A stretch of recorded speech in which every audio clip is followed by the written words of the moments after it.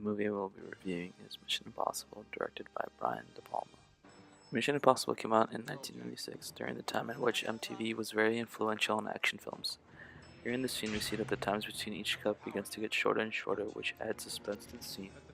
Also, many point-of-view shots were used, something which we would see in a music video at the time, to put the audience into the position of a certain character.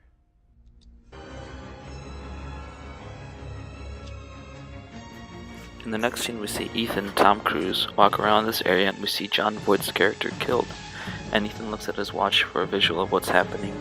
The camera also zooms into on his watch, another point-of-view shot.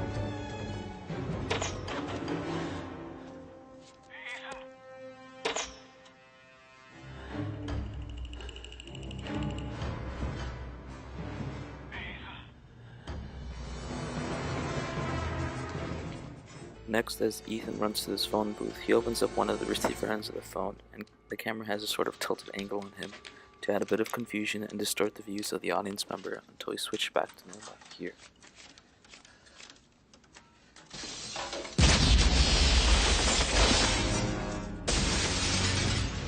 This restaurant scene shows that Ethan escaping from custody, and the shot features countless shots and angles of the explosion, which add glamour and entertainment for the viewer.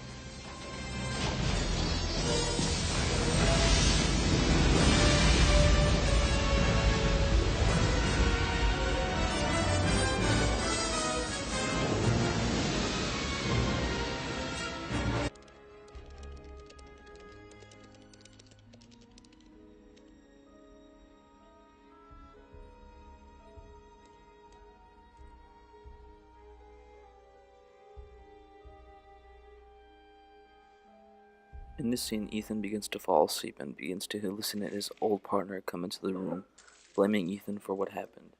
The camera angle is again at an angle to show that this is in fact a dream or hallucination, and the camera is again zoomed in on Ethan's reaction on what is happening. Ethan. What are you doing? I needed you, Ethan. I needed you. On the bridge. Compared to the other films that we watched in class, this one features cuts that were so much faster, even with similar films that we had watched. The Great Train Robbery was somewhat of an action or thriller, but did not feature many cuts, or many of the angles that this film showed. The suspense and the rate at which the film was edited was heavily influenced by the MTV style of filming.